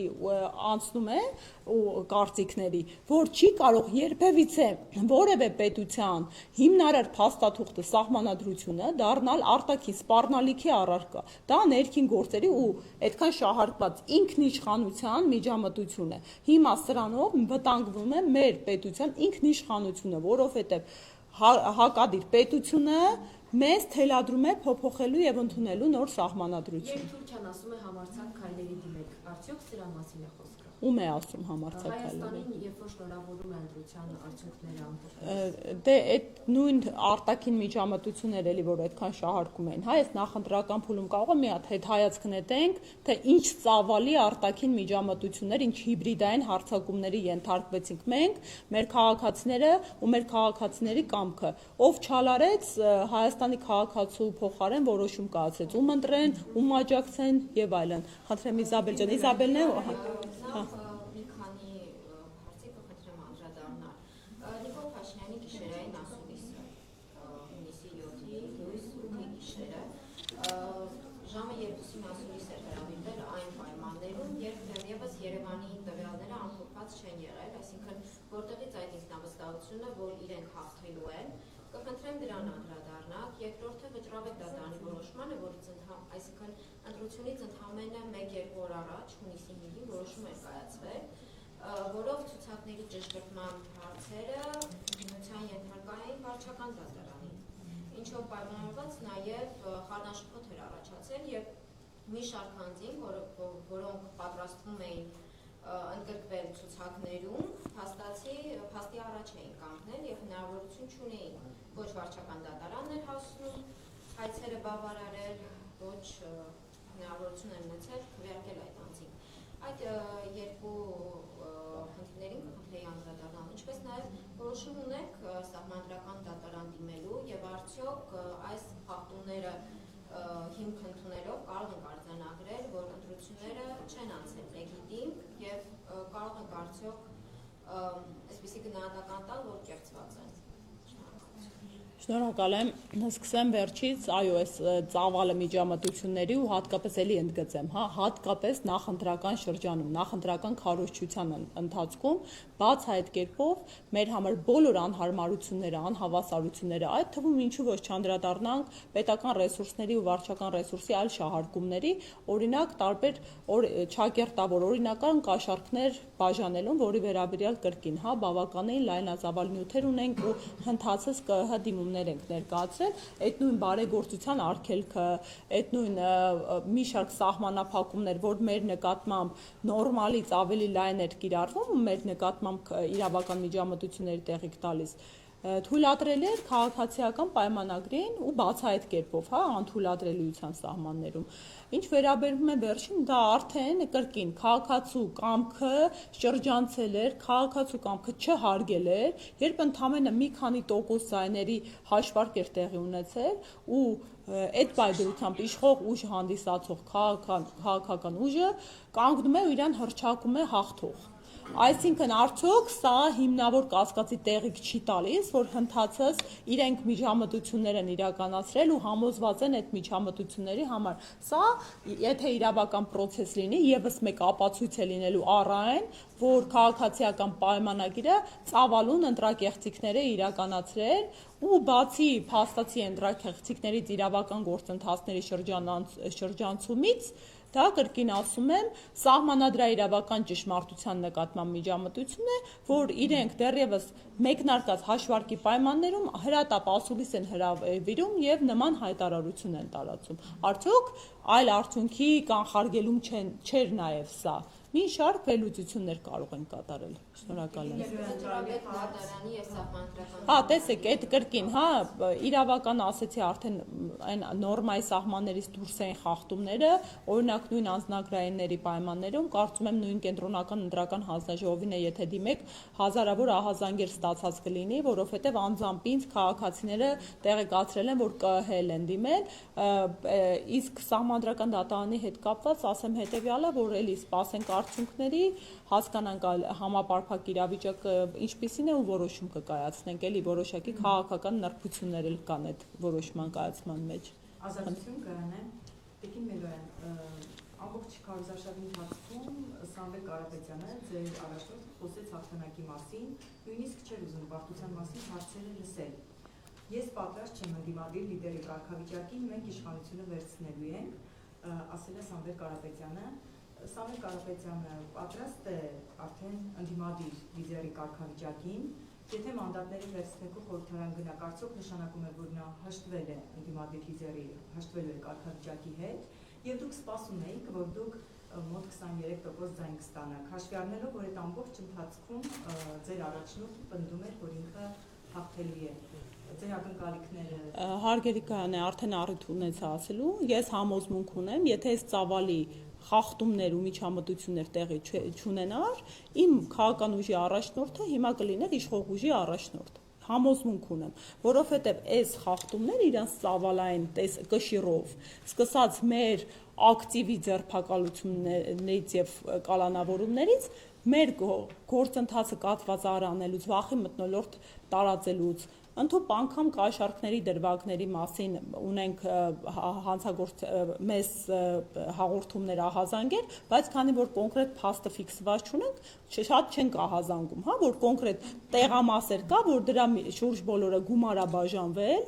անգամ ունեցել ենք դեպք վստահված անձը նկարել է, ոստիկանները մարդու ձեռքից խլել են հեռախոսը եւ այդ տեսանյութը ջնջել են, իրան են ձերբակալել են։ Բազմաթիվ ծավալուն խախտումներ են եղել ու մեր առաջնորդը պատահական չէր պնդում, մենք ունենք համոզմունք, որ մենք հաղթանակող ուժ ենք, ամեն նախադրյալ կար, լուրջ սոցիալական ուսումնասիրություններ կար, հիմա նայեք են հայտնի մյուս հարցումները, որ հարցումներ նման թվեր տվել, կրկին հերթական նկարչություններ, ըստ էության այս պայդրության արդյունքները որևէ հարցման չի համապատասխանում, որևէ հարցման։ Այսինքն դուք ասում եք, որ այնպիսի ծավալի ընտրախախտումներ են եղել, որոնք ազդել են արդյունքների վրա եւ այդպիսով Սամվել Կարապետյանը դարձել է 23% վստահություն ստացած ուժ, նա կարող է ստանալ 50+։ Այո, հա, ես համոզմունք ունեմ, եթե քաղաքացու նկատմամբ նման միջամտություններ չլինեն, ես համոզմունք ունեմ, որ դեռևս այլ պատկերի մասին էր խոսք գնալու, անգամ եթե ինչ ասեմ, բացարձակ հաղթանակի չէին գնում 2/3-ի, առնվազն, հա, այդ ընդդիմադիր ուժերը, որոնք հայտնել էին նախորդի, որ առավելագույն ձայն հավաքած ուժին կտան, իր այդ պարագայում որևէ կերպ քաղաքացիական պայմանագիրը չէր կարող մնալ իշխանության։ Սա ես մի հարց պիտի տամ, շարունակեմ, տեսեք, Տիկին Մելոյան, դուք հավանաբար դուք եք լսել, որ շատ քննադատություններ կար ձեր ուժի հասցեին, որ այստեղ բովանդակային ելույթներ չեն լինում կամ չգիտեմ սխալ քարոզություն է տարվում եւ այլն, ամեն դեպքում ձեր հասցեին կային այդպիսի քննադատություններ, դուք այս քարոզարշավից որ դասեր քաղել եք, դուք օրինակ կարող եք ասել, որոնք էին ձեր սխալները որոնց արդյունքում փաստացի դուք մինչև վերահաշվարկի ավարտն եմ ասում, ստացաք ընտրողների 23% այս պահի դրությամբ։ Դուք համարում եք, որ հետ եք նայում, որ դուք հարուստության ընթացքում այնուամենայնիվ շատ բաներ ճիշտ չեք արել։ Տեսեք, էլի ասեմ, հարգելիս, ես քանի որ հիմա այն մարդն եմ, ով համոզմունք ունի, որ սա իրական արդյունք չի։ Մենք իրական ընտրական արդյունքների հետ գործ չունենք։ Սա քաղաքացու կամքի նկատմամբ ծայրահեղ միջամտություն է, ահռելի չափի իրավախախտումներ են։ Ես համոզմունք ունեմ, որ մենք քաղաքացու կամքը տեղ չի հասցվել, որպեսզի գնահատական տանք, բայց ստիպված կաշկանդվելու ենք այդ իրավությամբ, որ ունենք ու փորձում ենք հիմա ինչ-որ չափով շտկել այդ իրավիճակը, որովհետև այն հանգամանքը, որ մարդկանց ահաբեկել են, մարդիկ չեն գնացել ընտրության, դա շտկելի չէ։ Ինչու են դրանք խախտումներ։ Խախտումները ոչ միայն քվեարկության օրն են տեղի ունենում, խախտումները մինչ ընտրության, մինչ քվեարկության օրն են իրենց ծավալով ու ամենաշատն ու ազդեցիկը տեղի ունենում, ինչը մենք փորձում ենք ահազանգել։ Այս պայմաններում քարոզչություն իրականացնելը, ես կարծում եմ, նորմալ նորածին քաղաքական ուժի համար անգամ համաշխարհային մակարդակով ինչ որ այտենց վաու անկրկնելի բաներ։ Բնականաբար ես ինքնակնդադատ եմ ու երբ որ հեսա ժամանակ ունենամ մի քիչ մտածելու վերլուծելու, շատ բաներ ինձ դուր չի եկել, իմ սրտով չէր, կարող սխալվել ենք, թերացել ենք, բայց հաշվի առեք, որ մենք ընդամենը մի քանի ամսական քաղաքական ուժ ենք։ Ամենամեծ հանգամանքը ու այս աներևակայելի հանրային սերը աջակցությունը հենց մեր առաջնորդով է պայմանավորված, որովհետև Սամվել Կարապետյանը մարդ է, ով միշտ հայի կողքին է եղել։ Հիմա Սամվել Կարապետյանի մոտիվացիան ո՞րն էր գալու քաղաքականության մեջ մտնելու, չէ՞, որովհետև մարդը տեսնում է արդեն վերջնակետին ենք հասել ու կարիք կա, ինչպես ինքը ասել էր, եթե քաղաքական ուժերը չեն հաջողում, ինքը իր միջամտությունը իր ձևով, մասնակցությունը իր ձև, միջամտությունը ասում է, որտեղ պրոցեսի մեջ ենք արդեն, ու մարդը եկավ իր խոսքին հավատարիմ, իր անձնական ազատությունը զոհելով, այդ մակարդակի երկրորդ մարդ կարող եք թվել, որ Forbes-ի 200 աշխարհի 100-ավոր ամենահարուստ մարդկանցից մեկն է, իր ամեն ինչը թողում է մի կողմ, գալիս է իր հայրենիքի պետության համար կռիվ է տալիս, ավելին, հա, ուղղակի կռիվ չի տալիս։ Իր անձնական ազատությունն է զոհում, ամիսներ շարունակ մարդը ծանր պայմաններում կալանք է կրել, որ ընդհանրապես դա առաջին հերթին տեղից սկսած հակաիրավական պրոցեսների հետ գործ ունենք։ Ինձ համար պատիվ է ու հենց անձամբ իր ֆակտորով պայմանավորված եմ, ես մեր քաղաքական ուժ մտել ու կռիվ ենք տվել, ուսուսի տված, կռիվ ենք տվել մեր հայրենիքի փրկության համար, որովհետև դուք չեք պատկերացնում ինչ ծրագրեր ուներ, դրանք խոստումներ չէին, մանիպուլյացիաներ չէին։ Ես շատ եմ ցավում, որովհետև Սամվել Կարապետյան վարչապետը Հայաստանի Հանրապետության այն տխուր իրավիճակը, օրինակ այս աղքատությունը, հա, թվերը, որ անում ենք սոցիոլոգիա է, հա, մենք հələ պետական թվերի վրա ենք հիմնվել։ Տեսել եք մարզերում ինչ վիճակ, ամեն մարզային այցից հետո ես գալիս ու խորը դեպրեսիայի մեջ եմ գնում, ամբողջ գիշեր մեր քաղաքացիների դեմքերը աչքիս առաջ պտտվում էր։ Դուք չեք պատկերացնում ինչ են մեր պետությունը դարձրել։ Վայոց ձորում Տավուշում աղքատությունը վերջին 18 թվից սկսած գրեթե կրկնապատկվել է։ Գյումրիում 43%-ի է հասել։ Ծայրահեղ աղքատությունը աճել է երկրում։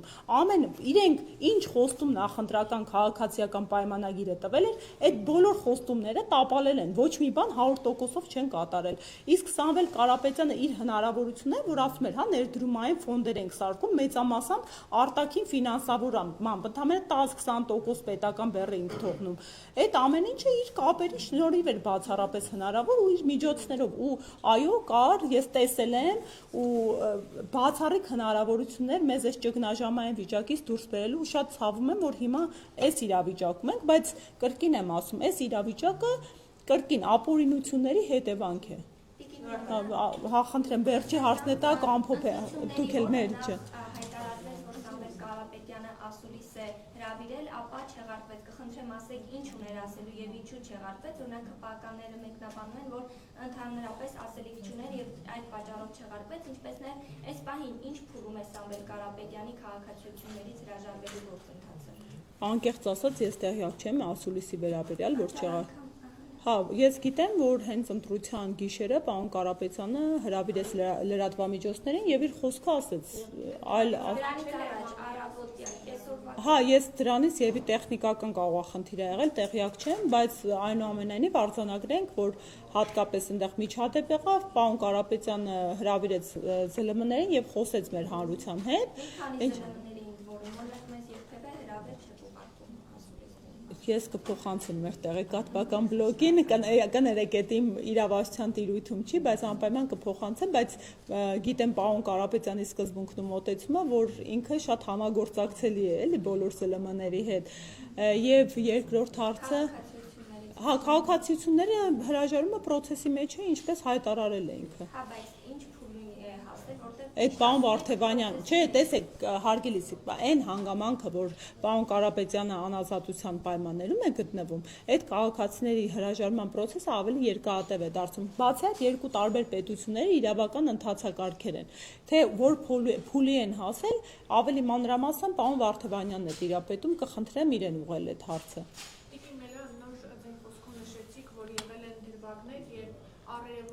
Կաշառքի կամ ենթադրյալ կաշառքի դեպք է արձանագրվել եւ ոստիկանները օրինակ հեռախոսը վերցրել են ու ջնջել են այդ տեսանյութը։ Նախ այդ հանգամանքի վերաբերյալ դուք ինչ քայլ արդյոք դիմել եք իրավապահ համակարգին, որովհետեւ ի տարբերություն իշխանության ընդդիմադիրների ձեռքում շատ ավելի քիչ են լծակները դրանք բացահայտելու, այդ հատուկ են դեպքերն, որոնք օրինակ ձեզ թույլ են տալիս խոսել կաշառք տալ ստանալու մասին։ Ձեր բացման խոսքում դուք նշեցիք, որ եղել են նաեւ դրվագներ, որ քաղաքացիները արդեն իսկ 16 համարի քվեաթերթիկը իրենց գրպանում մտել են ընտրատեղամաս։ Օրինակ այդ դրվագում, այդ դեպքում ինչ պիտի անեին։ Ձեր պարագայում օրինակ ասացիք 3 համարի քվեաթերթիկը 2 հատ են դրել, որպեսզի 2 հատ դրվի աղբարտեղը մեջ, դա օրինակ անբավեր 16-ի դեպքում դա ինչ պետք է տեղի ունենա եւ նաեւ նշեցիք, որ 700-ի է հասել ձերբակալվածների, կալանավորվածների թիվը, մասնավորապես ձեր թիմակիցների շրջանում։ Հակակոռուպցիոն կոմիտեի ղեկավարը այսօր պատասխանելով լրագրողների հարցերին նշել էր, որ մասնավորապես կաշառք տալ ստանալու դեպքերով շատ ավելի խիստ են։ Մինչև այս պահը ձերբակալվածներից, կալանավորվածներից, ձեր թիմակիցներից քանի հոգի են ազատվել։ Տեսեք, այդ 700 հոգին ձերբակալվածներից շատ քիչն է հետևանք կրել, այսինքն մոտավորապես մինչև մի քանի տասնյակներ, որ խափանման միջոցներ է կրում, որովհետև ժողովուրդ ջան, կրկին ընդգծեմ, այս առիթը օգտագործեմ, այդ կաշառքի դրվագները իրենք մտածածին տեղեկատվական գրոհ էին էլի մեր քաղաքական ուժի նկատմամբ, որովհետև հաշվի առնելով թե քաղաքական ուժի, թե առաջնորդի բարձր վարկանիշը ու հեղինակությունը պետք է մի բան գտնեին, չէ, հեղինակության վրա ազդելով իրանք վերցրեցին այդ կաշառքների սխեման։ Չկա գետ մի ապացուցված դեպք, չկա փորձաքննություն այդ ձայնագրությունների, չկա դրանց հավաստիությունը որևէ կերպ ապացուցող որևէ դրվագ, ասեմ ավելին, այս բոլոր նյութերով անմեղության կանխավարկածի տոտալ տենց ավիրում է պետական մարմինների կողմից, որովհետև ի տարբերություն ինձ հասարակ քաղաքացիություն ենք պաշտոնատար անձանց հետ, ովքեր այս ձայնակ ինչի համար էր, հա, կրկին հակակոռուպցիոն կոմիտեի կայքեջը մտեք մի հատ մամլո հաղորդագրություններ ունենք, արդյոք նախորդի այլ գործերով տենց ակտիվություն դրսևորել են, իրենք սպասարկում էին քաղաքական օրակարգը դուրս էր գալի, հակակոռուպցիոն կոմիտեն մամլո հաղորդագրություններ տարածում, ձայնագրություն, այդ ձայնագրությունը դառնում էր օրվա իշխանության ռիլերի, փոստերի նյութ, շրջանառում էին եւ սկսում են քաղաքական տերորի եւ հիբրիդային միջամտությունների, այո, դա բացահայտ տեղեկատվական գրոհ է, ինչու ոչ նաեւ նույն իրենց ասած հիբրիդը Հայաստանի Հանրապետության քաղաքացիների նկատմամբ, որովհետեւ ամենամանիպուլացված դրսևորումներով օգտվելով իրենց լծակներից ու լայն լսարանից, որը բնական կյանքում իրենք չէին ունենա, եթե այդ պաշտոնը չզբաղեցնեին, իսկ մարդու իրավունքների եվրոպական դատարանը բավականին լայն սահմանափակումներ է նախատեսում պաշտոնատար անձանց նկատմամբ, հա, նման իրենց դիրքով պայմանավորված իրենք շահարկում էին դա, հետևապես կրկին ընդգծում եմ, սա եւս մեր քաղաքական ուժի նկատմամբ բացահայտ արհեստական միջամտության դրվագ էր։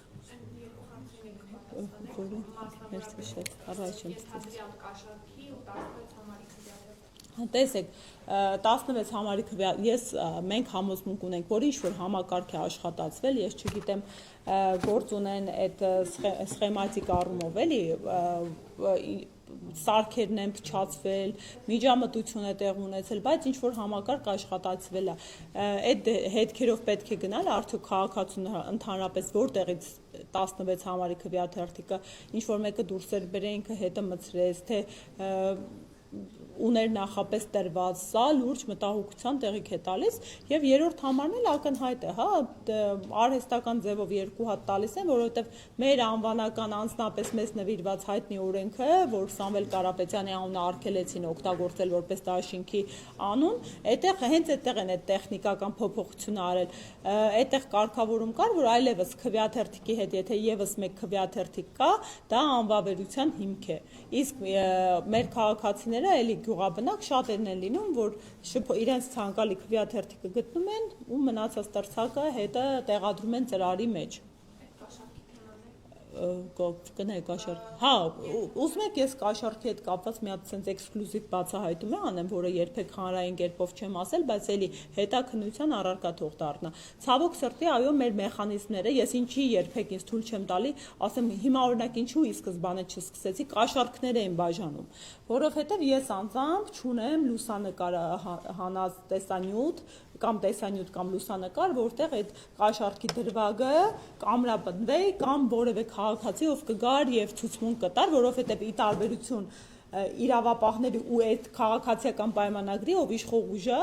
մենք չունենք այդ լծակները գաղտնալսելու։ Մեր ողջ ազգը արդեն այդ գաղտնալսման տրամաբանությամբ է ապրում, անգամ դպրոցի ծնողները իրար երեխայի հարցով փակ կապով են զանգում, որովհետև ենթադրում են, որ գաղտնալսվում են։ Սա